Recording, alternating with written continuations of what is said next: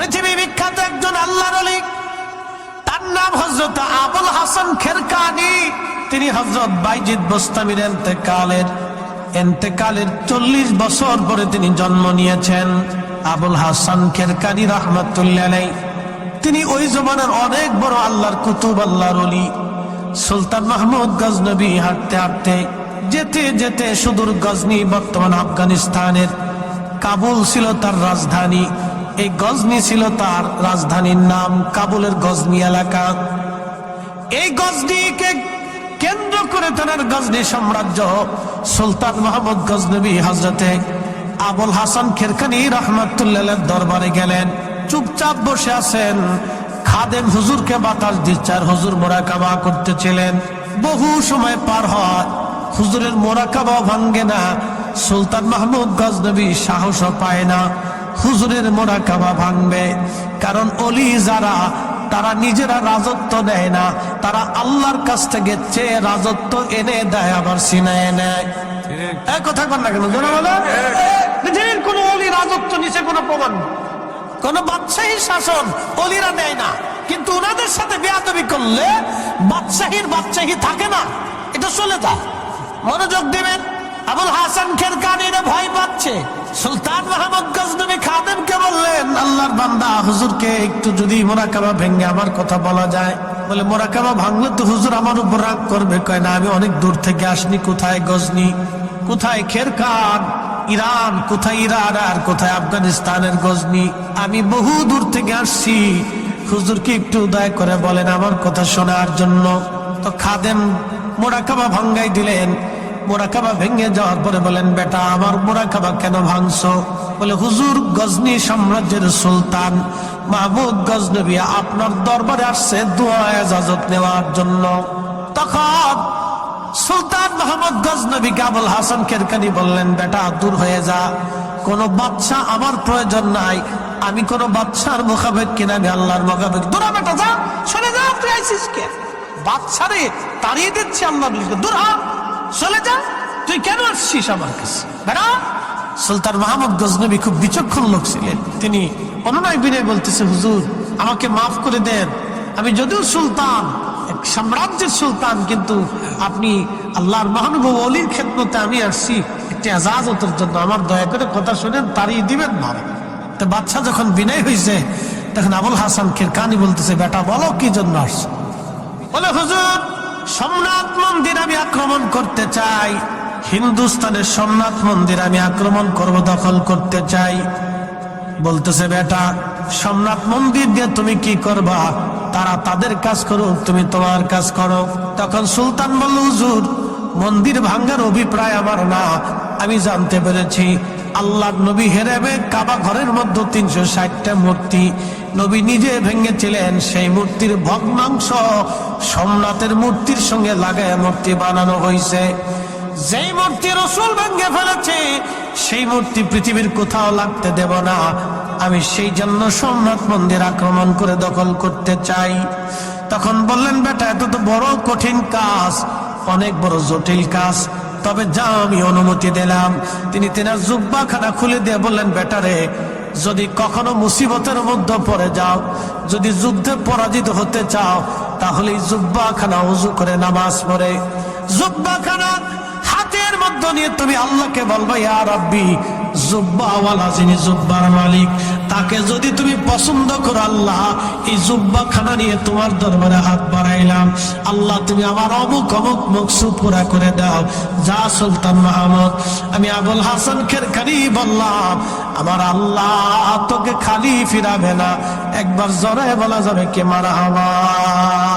ইব্রাহিম খলিলুল্লাহ আগুনের ভিতরে ব্যাঙে ফাঁসাটারে ঘোরাইয়া series series করে পেশাব করে। আচ্ছা বলেন তো, ব্যাঙে যখন মতে পেশাব করে তো কয় মন বের হয়? হ্যাঁ, কতটুক? 1 কাপ বেরোয়নি, সাকাবের 1 কাপ না, তাও তো বেরোয়। আর কম না, 1 সিরিঞ্জ না, যে আপনার ইনজেকশন দেয় যে সিরিজ আছে, তাও না, তারও 4-5 ভাগের 1 ভাগ হইতে পারে। আচ্ছা, আগুন জ্বলতেছে 2-3 কিলোমিটার ব্যাপী। ইব্রাহিম আলাইহিস সালামের আগুন 2-1 কিলোমিটার না, 2 কিলোমিটার দূর থেকে আগুনের তাপে মানুষ কাছে যাইতে পারে না। এই আগুন ব্যাঙের পেশাবে কিভাবে নিভবে? ব্যাঙে তারপরে পাশাটাতে ঘুরাইয়া সিরিত সিরিত করিয়া মারতেছে। তা আল্লাহ ডাক দেখে, ব্যাং করো কি? আল্লাহ পেশাব সারি। কি জন্য ছাড়ো আল্লাহ জানে তো। তারপর জিজ্ঞা, কেন ছাড়ো? আল্লাহ ইব্রাহিমের তোমার খলিলের আগুন নিভাইতেছি। জোরে জোরে জোরে জোরে জোরে। আচ্ছা বলেন, আমরা কি 100% রসুলকে ভালোবাসতে পারবো? কথা কর না কেন, পারবো? চেষ্টা করতে পারবো, কিন্তু 100 পারবো না। 100 সাহাবীরা করছে, কথা ঠিক কিনা? আমরা চেষ্টা করতে পারবো। এই চেষ্টার একটা মাধ্যমে হচ্ছে আজকে মিলাদুন নবীর মাহফিল। কি কথা কর না কেন? চেষ্টার অনেকগুলি মাধ্যম আছে। কি বর্জন? অনেকগুলি মাধ্যম আছে, তার একটা মাধ্যম হলো এটা। তার একটা, অনেক মাধ্যম আছে। দাড়ি রেখা, টুপি মাথায় দিয়ে, পাগড়ি পরিয়া, জুব্বা গায়ে দিয়ে, দাঁত সৎকা করিয়া, হাসি দিয়ে, মানুষ খাওয়াইয়া, ডানাতে খাইয়া, সুন্নত মাইনা, আদর্শ মাইনা, হালাল খাইয়া, নানান সিস্টেম আল্লাহ দিয়ে দিছেন, নানান পথ দিয়ে দিছেন আল্লাহ। কিন্তু তার ভিতরে রসুল ভালোবাসার একটা পথ হচ্ছে মিলাদুন নবী। কিয়ামতের ময়দানে কইতে পারবো, আল্লাহ কিছুই ছিল না, তোমার রসুলের আজকে আগমনে খুশি হইয়া মাহফিল সাজাইয়া আমরা বৈশা তোমার নবীর প্রশংসা শুনছি, তোমার হাম করছি, শুকরিয়া করছি। একসাথে বলা যাবে না মারহাবা? কি বলতে পারবো না? ব্যাঙে কয় আল্লাহ পেশাব করি। বলে কেন করো? তোর খলিলের আগুন নিভাই, তোর পেশাবিকে আগুন নিববে। কামও জানি আগুন নিববে না, কিন্তু কিয়ামতের ময়দানে বলতে তো পারবো যে পেশাব শরীরে আগুন নেবানোর চেষ্টা করছি। জোরে কর, জোরে জোরে জোরে। কিয়ামতের ময়দানে আল্লাহকে বলতে তো পারবো, আল্লাহ তোমার রসুলকে ভালোবাসার চেষ্টা করছি। কি কথা কন দেখেন, ভালোবাসা সাহাবীদের মতো পারি নেই, কিন্তু চেষ্টা করছি। মঞ্জুর আর রেফাইয়ের মতো পারি নেই, কিন্তু চেষ্টা করছি। ফতে আলী রসুলের আমার মতো পারি নেই, চেষ্টা করছি। সতুরার হুজুর কেবলার মতো, কুতুবুলের সাদের মতো পারি নেই, চেষ্টা করছি। চেষ্টা করছি, আমরা পারি নেই। সূর্য উদিত হয়, পশ্চিমে ডুবে যায়। আবু বকর সিদ্দিক হেরা পর্বতে গারে সৌরের ভিতরে তিনি নবীকে খুশি করলেন। আল্লাহ নবী ডাক দেয়া বলেন, আবু বকর কোথায় তোমাকে কামড় দিয়েছে? আবু বকর দেখানোর পরে নবীজির পবিত্র লালা মোবারক, থুতু মোবারক সঙ্গে সঙ্গে লাগাই দিলেন ক্ষত স্থানে।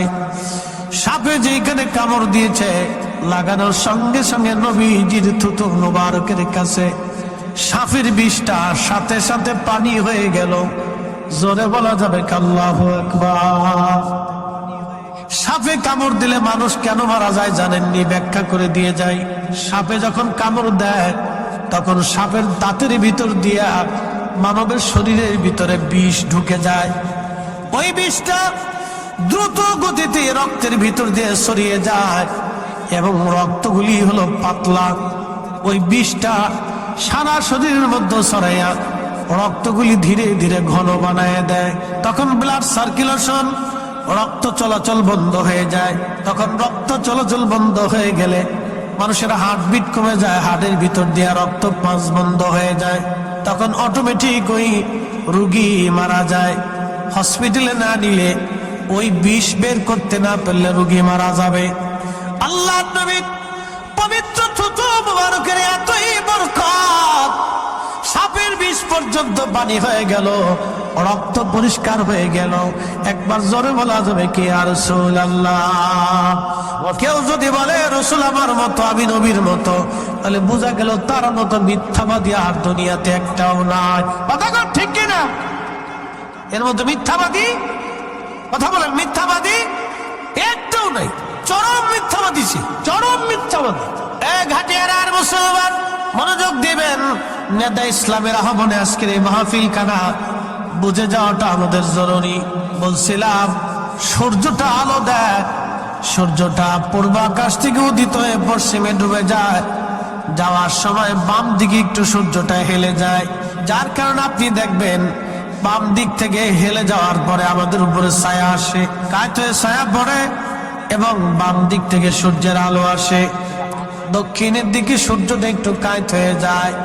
309 বছর সূর্য সোজা উঠেছিল, সোজা নেমেছিল। কোন কারণে বলতেছি তার আগে বলে দিয়ে যাই, গারে সৌরের মধ্যে আল্লাহর হাবিব আল্লাহ নবীজি পাহাড়ের ভিতরে কবুতর এসে পাহাড়ের গুহার সামনে বাসা বানাইয়া ওইখানে ডিম পেড়ে দিয়ে কবুতর বসে রইল। মক্কাতে যদি যান দেখবেন আজও সেই কবুতর হেরেমে আছে। হাজার হাজার লক্ষ লক্ষ কবুতর হেরেম দিয়ে ঘুরে বেড়ায়। ওই সেই কবুতর, যেই কবুতর আমার নবীর সম্মানে, নবীর ইজ্জত বাঁচাইতে যাইয়া ওই কবুতর সেইখানে ডিম পেড়ে দিয়ে আল্লাহর হাবিবকে সুরক্ষা দিয়েছিল, ভালোবেসেছিল। সেই কবুতর কিয়ামত পর্যন্ত হেরেবে তাদের জায়গা হয়ে গেল। একজন হাজি কবুতর একটা কবুতরের গায়ে হাত দেবে না, ধরবে না, মারবে না, শোবে না, খাবে না। ওই কবুতরকে হাজিরা খাবার খাওয়ায়, হাজি কবুতরকে খাবার খাওয়ায়। মনোযোগ দিবেন, কবুতর ভালোবাসলো একটা, কিন্তু কিয়ামত পর্যন্ত কবুতরের ভাগ্য খুলে গেল। লক্ষ লক্ষ কোটি কোটি হাজি যাবে আসবে, আর লক্ষ লক্ষ কোটি কোটি মানুষ কবুতরের খাবার দিয়ে আসে। একসাথে বলবো তো আল্লাহু আকবার। ডিম পারছিল কয় কবুতর? আমার দিকে তাকান, কয় কবুতর? ভাগ্য খুললো কয় কবুতরে? 14 গোষ্ঠী। ওর সব গোষ্ঠী কিয়ামত পর্যন্ত কোটি কোটি কবুতরের ভাগ্য খুলে গেল, ডিম পারছে এক কবুতরে। আজকে হেরেবে যত কবুতর জন্ম নেয়, যত কবুতর হয়, সব কবুতরের হাজিরা খাবার দিয়েছে। কারণ কি? কবুতরের ভাগ্য খুলে গেল রাসূলের কারণে, নবীকে সম্মান করার কারণে। কবুতরের কপাল যদি খুলে যায়, একটা কথা মনে রাখবেন, রাসূল ছাড়া উম্মত আল্লাহ পাবে না, আল্লাহ পাবে না, আল্লাহ পাবে না। বলে কোন দলিলে?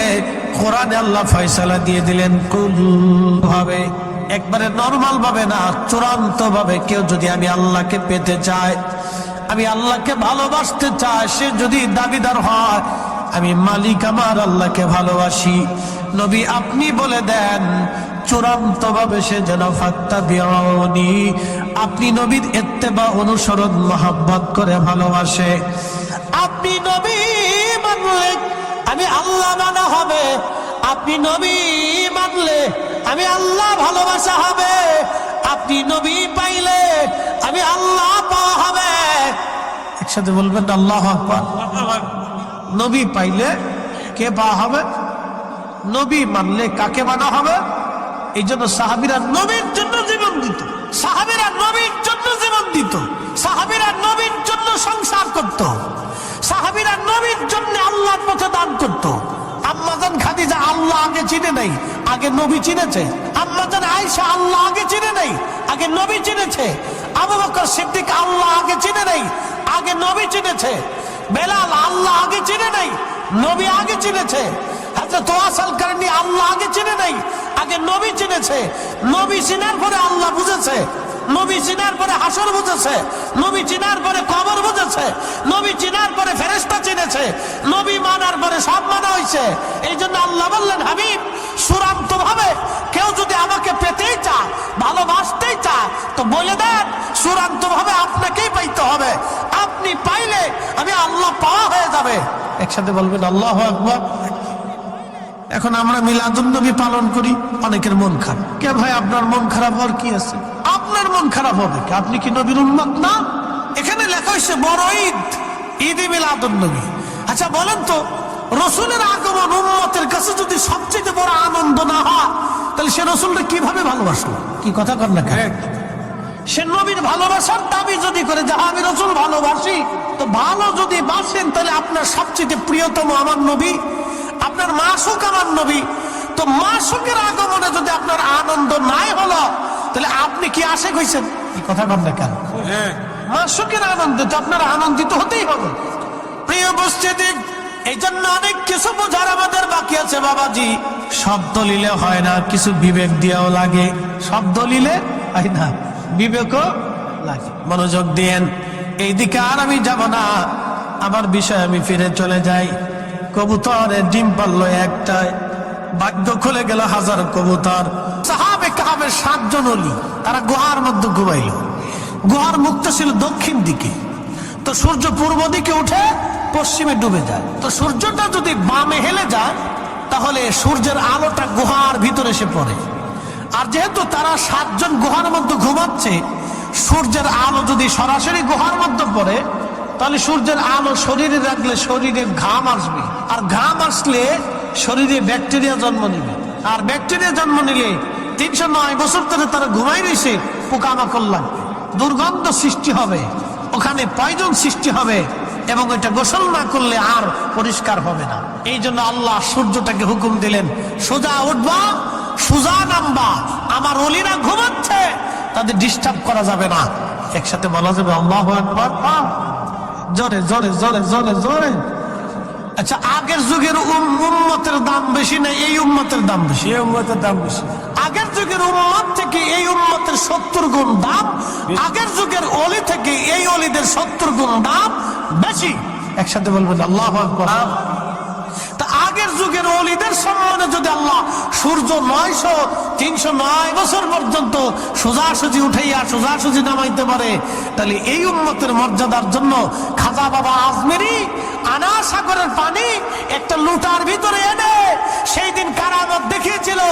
আমার দেশের অনেকের পছন্দ হয় না, খাজা বাবা গাঁজা খাবা না। আরে বেটা, খাজা না আসলে ইসলাম পাইতাম না, কথা কোন ঠিক কিনা?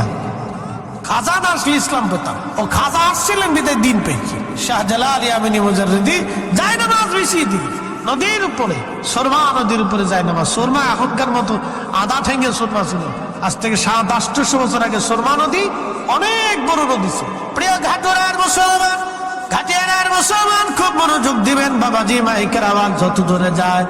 আজিরিন ওই 7 জন আল্লাহর ওলি, তারা গুহার মধ্যে ঘুমাইলো। তৎকালীন বাদশা ছিল জালিম বাদশা, পুত্তলিক বাদশা। তিনি তাদেরকে ধরার জন্য সৈন্য সামন্ত পাঠাইলো। তাদের সঙ্গে একটা কুকুর ছিল, কুকুরের নাম ছিল কিতমির। সাবাল কাহাফি ওয়ার রাকিমি কানু মিন আয়াতিনা।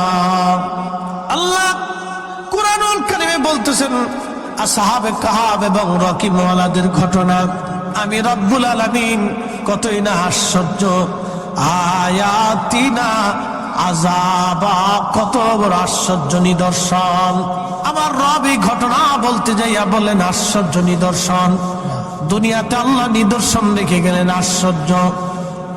এই কুকুর পাহাড়ের গুহার সামনে বসে বসে পাহারা দেয়। কুকুরটা পাহারা দিচ্ছিল, সৈন্যরা আসছে এই গুহা দেখার জন্য। এই কুত্তাটা সৈন্যদেরকে দাবড়ায় তাড়িয়ে দিল, কুকুরটা সৈন্যদেরকে দাবড়ায় তাড়িয়ে দিল। তার মানে কুকুরটাকে দেখিয়া ওই বাচ্চার সৈন্যরা চিন্তা করলো এখানে মানুষ নাই, কুত্তা বারে বারে আমাদেরকে তাড়া করতেছে, এখানে আর যাওয়া যাবে না। কুকুর তার নিজের জীবনের সব কিছু উজাড় করে দিয়ে সৈন্যদেরকে তাড়িয়ে দিয়ে 7 জন আল্লাহর ওলিকে পাহারা দিতে দিতে কুকুর এই গুহার সামনে মারা গেল। সে খাবার খেলো না, গুহা থেকে পালাইলো না, ভালোবাসতে বাসতে কুকুর পাহাড়ে গুহার সামনে মারা গেল। কুকুরের এই ভালোবাসা দেখে আমার আল্লাহর কাছে বড় মায়া লাগলো। সহিহ বুখারীতে কিতাবুল আম্বিয়াতে নবীজি বলতেছে, এই ভালোবাসা দেখে, ভালোবাসা একটা কুকুর মনিবের প্রতি ভালোবাসা দেখে আল্লাহর বড় মায়া লাগলো। আল্লাহ নবী বলেন, আল মারু মা মান আহাব্বা, তুমি দুনিয়াতে যারা ভালোবাসবে কিয়ামতের ময়দানে তার সাথে তোমার হাসর নাসর হয়ে যাবে। তুমি দুনিয়াতে যারা ভালোবাসবে কিয়ামতের ময়দানে তার সাথে হাসর নাসর হয়ে যাবে। কিয়ামতের ময়দানে তার সাথে হাসর নাসর হয়ে যাবে, তার সাথে হাসর নাসর হয়ে যাবে। এর চেয়ে বড় সুসংবাদ আর কিছুই হতে পারে না। এই জন্য আমরা শাহজালালকে ভালোবাসি, শাহপরানকে ভালোবাসি, খাজা বাবা আজমেরিকে ভালোবাসি, নিজামুদ্দিন আউলিয়াকে ভালোবাসি, সতরার হুজুর কেবলাকে ভালোবাসি, শাহ সুফি ফতে আলী রসুল নামকে ভালোবাসি, আবু বকর সিদ্দিক পুরোপরাবিকে ভালোবাসি, হাজারাতে নূর মোহাম্মদ নিজামপুরীকে ভালোবাসি, মুজাদ্দিদ আল ফিসারি হিন্দিকে ভালোবাসি। আমরা হযরত খাজা বহাউদ্দিন নকশবন্দ বুখারীকে ভালোবাসি, হুজুর গাউসে বাগ মহিউদ্দিন আব্দুল কাদের জিলানীকে ভালোবাসি। আমরা ওলিদেরকে ভালোবাসি। কিয়ামতের ময়দানে ওলিদের সঙ্গে আমাদের হাসর নাসর হয়ে যাবে। কথা কন না কেন? বলেন যে রসুলের কথা মিথ্যা, তাহলে বলে না, অসুবিধা নেই। পৃথিবী উল্টে যাবে তো সাগর শুকাবে, আল্লাহ রসুলের কথা আর কখনো পরিবর্তন হবে? মিথ্যা হবে না, যা বলছো ঠিক। যা বলছে তো ঠিক, একে দেখবেন 100% পিওর, কোনো টেনশন নেই। ভালোবাসতে হবে, ভালোবাসার মতো ভালোবাসতে হবে। আল্লাহ বানাইলেন কত জাতি, হইল না তার প্রেম প্রীতি, অবশেষে মানুষ বানায় প্রেমের কারণে, প্রেমের ডুরি বান্ধরে মন শীদের সনে, হায়রে প্রেমের ডুরি বান্ধরে মদিনার সনে।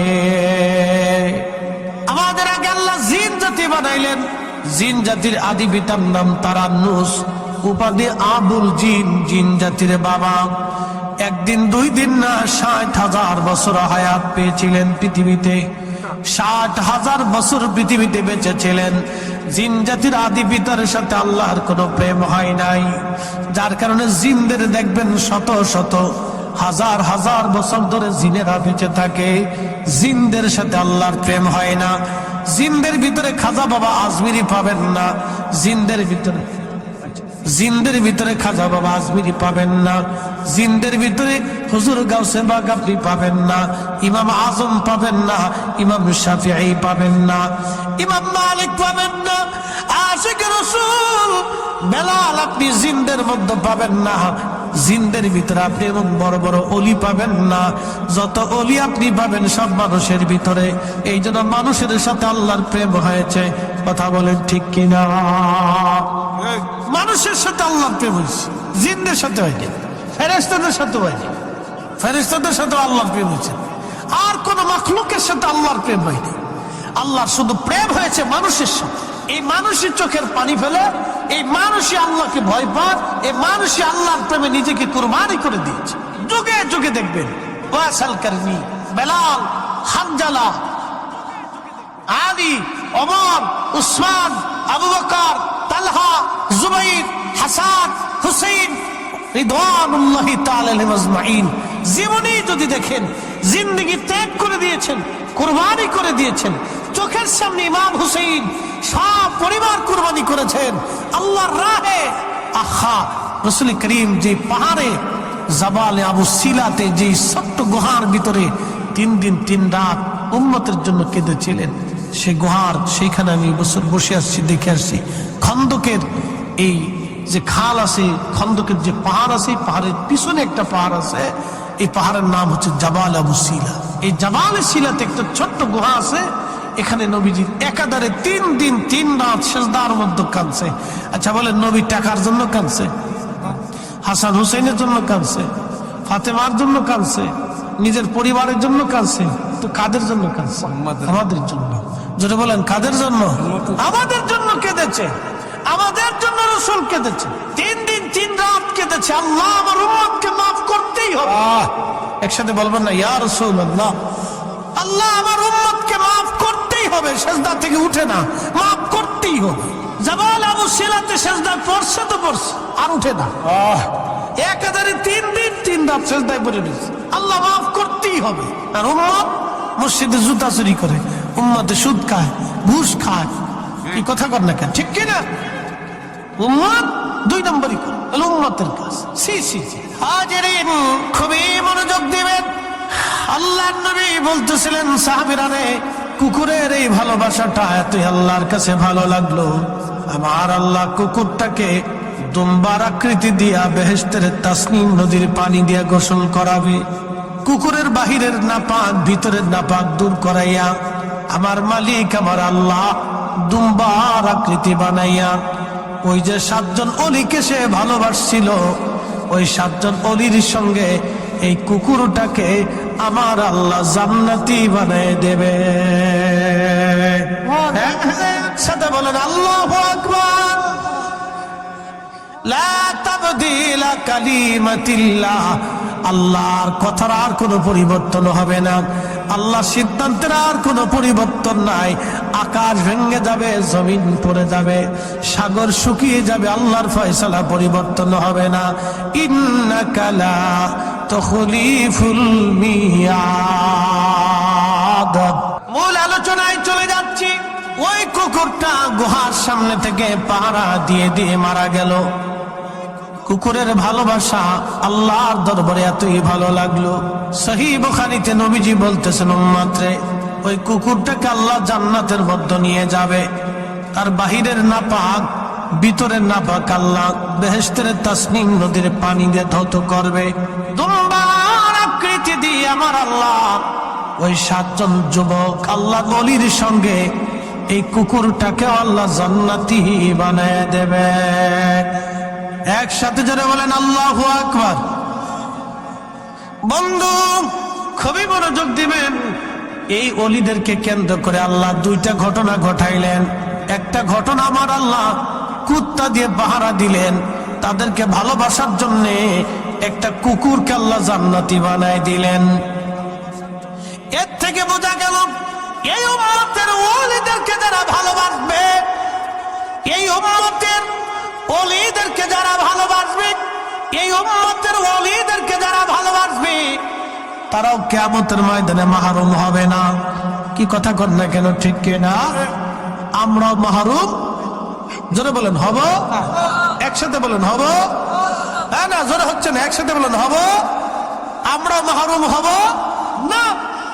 আমরা ওলিদেরকে যদি ভালোবাসি আল্লাহ আমাদেরকে মাহরুম করবেন না, আমাদেরকে আল্লাহ পাক মাহরুম করে দেবেন না। মনোযোগ দিয়েন ঘাটিয়ার আর মুসলমান বাবাজি, ভালো করে শুনে যাবেন। এরপরে আল্লাহ আর একটা ঘটনা ঘটাইলেন। ওই অলিরা যে গুহার মধ্যে ঘুমাইতো, এই গুহার মুখটা ছিল দক্ষিণ মুখের দিকে। সূর্যটা হেলে গেলে সূর্যের আলোটা তাদের গুহার মধ্যে আসতো, আসার কারণে তাদের শরীরে পোকা লাগতে পারতো, ঘাম বের হতে পারতো, কষ্ট হতো, ঠান্ডা গরম পড়ে যেত। সেই জন্য আমার আল্লাহ সূর্যটাকে সোজা উঠতে বললেন, সোজা ডুবতে বললেন। আমার আল্লাহ 309 বছর সূর্যটা সোজা উঠলো, সোজা ডুবে গেল, একটা সেকেন্ডের জন্য বামে হেলে যায় নাই। সুবহানাল্লাহ। তার অর্থ হলো আল্লাহ ওলিদের সম্মানে আল্লাহ সৃষ্টির আইন পর্যন্ত পরিবর্তন করে। কি কথা বলেন, ঠিক কিনা? আচ্ছা বলেন, পানি কি ডুবায় না ভাসায়? ভাসায় রাখে। ডুবায়, পানি ভাসায় রাখে? পানি ডুবায়। পানি কি ডুবায়? ওজন জিনিস ডুবে যায়। আমরা মানুষ পানির মধ্যে ডুবে যাই, কিন্তু শাহজালাল রাহমাতুল্লাহ আলাইহি জায়নামাজ বিছাই দিয়ে উনি জায়নামাজের উপর দাঁড়ায় গেলেন, সুরমা নদী পার হয়ে গেলেন। আল্লাহ ওলি শাহজালালকে পানিতে ডুবাইল না, তার মানে পানি তার আইন পরিবর্তন করলো আল্লাহর ওলির সম্মানে। কথা কন, ঠিক কিনা? আচ্ছা বলেন তো, এই আপনাদের পাশে বিলের নাম কি? তিতাস নদী। এই তিতাস নদীর পানি যদি আমি বলি সব আমি একটা ঘটির মধ্যে আনবো, আমার পক্ষে কি সম্ভব? মনোযোগ দিবেন, তিতাস নদীর সব পানি যদি আমি একটা ঘটির মধ্যে আনতে চাই আমি পারবো না। কিন্তু খাজা বাবা আজমিরি আনা সাগরের সব পানিগুলি তিনি একটা লুটার মধ্যে আনলেন। আল্লাহর সৃষ্টির রুলস আল্লাহ চেঞ্জ করে দিলেন আল্লাহর ওলির সম্মানে। একবার জোরে বলা যাবে আল্লাহু আকবার। আশাটা তো মনোযোগ দিন, আমি একটা ঘটনা খুব ইম্পর্টেন্ট। সুলতান মোহাম্মদ গজনবী সোমনাথ মন্দির, তৎকালীন সোমনাথ মন্দিরে মক্কা ঘরের ভিতরে 360টা মূর্তি ছিল। এই মূর্তি আল্লাহর নবী ভেঙে ফেলছিলেন। এই মূর্তির ভগ্ন অংশ এটা বাইদা বাই সোমনাথ মন্দিরে লাগানো হয়েছে। বুঝতে পারছেন ধাক্কাটা কোন জায়গা? মূর্তি ভাঙছে কে? নবীজি। একসাথে বলবেন আল্লাহু আকবার। মূর্তি ভাঙছে কে? আল্লাহর নবী। স্বার্থের জন্য এখন আবার হুজুরা মত চেঞ্জ করে মূর্তি বানান, পাহারা আমরা দেব। বুঝতে পারছেন স্বার্থের জন্য কত কিছু চেঞ্জ হয়ে দেশে, মতলব খুঁজে পাইছি। তা মনোযোগ দিন, ভালো করে বুঝে যাবে। আল্লাহর নবী কাবা শরীফের ভিতরে মূর্তি সব ভেঙে ফেলে দিলেন। ভগ্নাংশ অংশটা সোমনাথের ভিতরে ছিল। তো তৎকালীন গজনী সাম্রাজ্যের অধিপতি সুলতান মোহাম্মদ গজনবী তিনি এই সোমনাথ আক্রমণ করে দখল করে তিনি এটা ভেঙে ফেলবেন, এটা হলো তার চিন্তা। এখন এই এত বড় সাম্রাজ্য, এত বড় ভারতবর্ষের সাথে সে কি করে যুদ্ধ করবে সাহস পাচ্ছে না। পৃথিবী বিখ্যাত একজন আল্লাহর ওলি, তার নাম হযরত আবুল হাসান খেরকানি। তিনি হযরত বাইজিদ বোস্তামির ইন্তেকালের ইন্তেকালের 40 বছর পরে তিনি জন্ম নিয়েছেন আবুল হাসান খেরকানি রহমাতুল্লাহ আলাইহি। তিনি ওই জমানার অনেক বড় আল্লাহর কুতুব, আল্লাহর ওলি। সুলতান মাহমুদ গজনবী হাঁটতে হাঁটতে যেতে যেতে সুদূর গজনি, বর্তমান আফগানিস্তানের কাবুল ছিল তার রাজধানী। এই গজনি ছিল তার রাজধানীর নাম, কাবুলের গজনি এলাকা। এই গজনিকে কেন্দ্র করে তার গজনি সাম্রাজ্য। সুলতান মাহমুদ গজনবী হযরতে আবুল হাসান খেরকানি রহমাতুল্লাহ আলাইহির দরবারে গেলেন। চুপচাপ বসে আছেন, খাদেম হুজুরকে বাতাস দিচ্ছে আর হুজুর মোরাকাবা করতেছিলেন। বহু সময় পার হয়, হুজুরের মোরাকাবা ভাঙ্গে না। সুলতান মাহমুদ গজনবী সাহসও পায় না হুজুরের মোরাকাবা ভাঙবে। কারণ ওলি যারা, তারা নিজেরা রাজত্ব দেয় না, তারা আল্লাহর কাছ থেকে চেয়ে রাজত্ব এনে দেয়, আবার ছিনায় নেয়। এক কথা কর না কেন জানা বলে, পৃথিবীর কোন ওলি রাজত্ব নিচে কোনো প্রমাণ, কোন বাদশাহী শাসন ওলিরা নেয় না। কিন্তু ওনাদের সাথে বেয়াদবি করলে বাদশাহীর বাদশাহী থাকে না, এটা চলে যায়। মনোযোগ দিবেন। আবুল হাসান খেরকানিরে ভয় পাচ্ছে। সুলতান মাহমুদ গজনবী খাদেমকে বললেন, আল্লাহর বান্দা হুজুরকে একটু যদি মোরাকাবা ভেঙে আমার কথা বলা যায়। বলে মোরাকাবা ভাঙলে তো হুজুর আমার উপর রাগ করবে। কয় না, আমি অনেক দূর থেকে আসনি। কোথায় গজনি, কোথায় খেরকান, ইরান, কোথায় ইরান আর কোথায় আফগানিস্তানের গজনি, আমি বহু দূর থেকে আসছি। হুজুরকে একটু দয়া করে বলেন আমার কথা শোনার জন্য। তো খাদেম মোরাকাবা ভাঙ্গাই দিলেন। মোরাকাবা ভেঙে যাওয়ার পরে বলেন, বেটা আমার মোরাকাবা কেন ভাঙছো? বলে, হুজুর গজনি সাম্রাজ্যের সুলতান মাহমুদ গজনবী আপনার দরবারে আসছে দোয়া ইজাজত নেওয়ার জন্য। তখন সুলতান মাহমুদ গজনবীকে আবুল হাসান খেরকানি বললেন, বেটা দূর হয়ে যা, কোনো বাদশা আমার প্রয়োজন নাই। আমি কোনো বাদশার মোকাবেক কিনা, আমি আল্লাহর মোকাবেক। দূরা বেটা যা, চলে যা, তুই আইসিস কে? বাদশারে তাড়িয়ে দিচ্ছে আল্লাহ, দূর হ, চলে যা, তুই কেন আসছিস আমার কাছে বেটা? সুলতান মাহমুদ গজনবী খুব বিচক্ষণ লোক ছিলেন। তিনি অনুনয় বিনয় বলতেছে, হুজুর আমাকে মাফ করে দেন, আমি যদিও সুলতান, এক সাম্রাজ্যের সুলতান, কিন্তু আপনি আল্লাহর মহানুভব ওলির খেদমতে আমি আসছি একটি ইজাজতের জন্য, আমার দয়া করে কথা শুনেন, তাড়িয়ে দিবেন না। তো বাদশা যখন বিনয় হয়েছে, তখন আবুল হাসান খেরকানি বলতেছে, বেটা বলো কি জন্য আসছো? বলে, হুজুর সোমনাথ মন্দির আমি আক্রমণ করতে চাই, হিন্দুস্তানের সোমনাথ মন্দির আমি আক্রমণ করব, দখল করতে চাই। বলতেছে, বেটা সোমনাথ মন্দির দিয়ে তুমি কি করবা? তারা তাদের কাজ করুক, তুমি তোমার কাজ করো। তখন সুলতান বলল, হুজুর মন্দির ভাঙ্গার অভিপ্রায় আমার না, আমি জানতে পেরেছি আল্লাহর নবী হেরেবে কাবা ঘরের মধ্যে 360টা মূর্তি নবী নিজে ভেঙেছিলেন। সেই মূর্তির ভগ্নাংশ সোমনাথের মূর্তির সঙ্গে লাগায় মূর্তি বানানো হয়েছে। যেই মূর্তি রাসূল ভেঙে ফেলেছে, সেই মূর্তি পৃথিবীর কোথাও লাগতে দেব না। আমি সেই জন্য সোমনাথ মন্দির আক্রমণ করে দখল করতে চাই। তখন বললেন, বেটা এত তো বড় কঠিন কাজ, অনেক বড় জটিল কাজ, তবে যাও আমি অনুমতি দিলাম। তিনি তেনার জুব্বাখানা খুলে দিয়ে বললেন, বেটারে যদি কখনো মুসিবতের মধ্যে পড়ে যাও, যদি যুদ্ধে পরাজিত হতে চাও, তাহলে এই জুব্বাখানা ওযু করে নামাজ পড়ে জুব্বাখানা হাতের মধ্যে নিয়ে তুমি আল্লাহকে বলবা, ইয়া রাব্বি, জুব্বাওয়ালা যিনি জুব্বার মালিক, তাকে যদি তুমি পছন্দ করো, আল্লাহ এই জুব্বাখানা নিয়ে তোমার দরবারে হাত বাড়াইলাম, আল্লাহ তুমি আমার অমুক অমুক মকসুদ পুরা করে দাও।